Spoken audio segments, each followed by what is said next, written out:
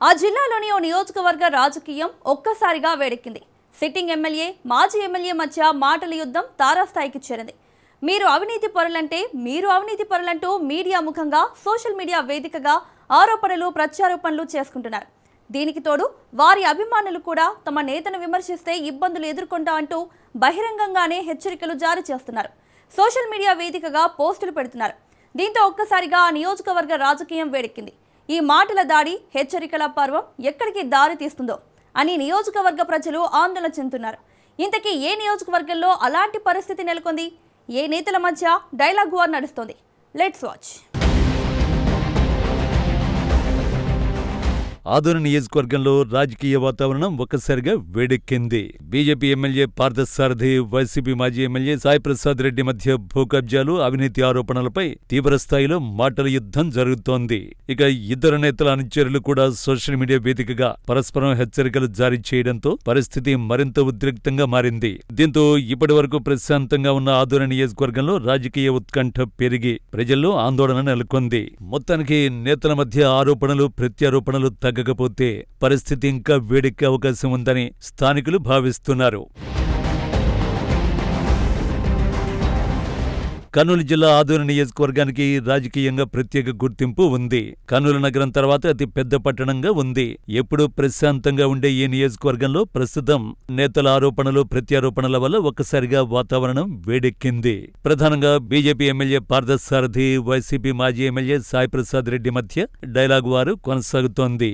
ఒకరిపై ఒకరు ఆరోపణలకు దిగుతుండటంతో పొలిటికల్ హీట్ పెరుగుతోంది. ప్రధానంగా వైసీపీ ప్రభుత్వ హయాంలో భూ కబ్జాలు జరిగాయనే ఆరోపణలను తెరమీదికి తెస్తున్నారు బీజేపీ ఎమ్మెల్యే పార్థసారథి.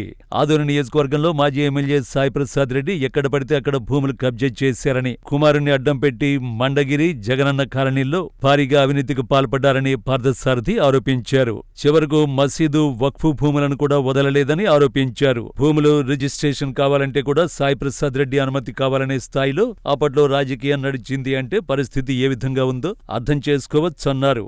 మరోవైపు ఎమ్మెల్యే ఆరోపణలపై సాయి ప్రసాద్ రెడ్డి కూడా అంతే స్థాయిలో మండిపడ్డారు. ప్రజలకు సేవ చేసేందుకు మాత్రమే రాజకీయాల్లోకి వచ్చామని, ఎమ్మెల్యేలాగా భవన నిర్మాణం కోసం సొంత పార్టీ నేత దగ్గర నుంచి 50 లక్షలు డిమాండ్ చేయలేదని అన్నారు. అలాగే ఎర్రమట్టి, ఇసుకకు డబ్బులు వసూలు చేయలేదని, టెండర్లలో కమిషన్లు వసూలు చేయలేదని, వారిలా ప్రతి పనికి ఓ రేట్ అయితే నిర్ణయించలేదని అన్నారు.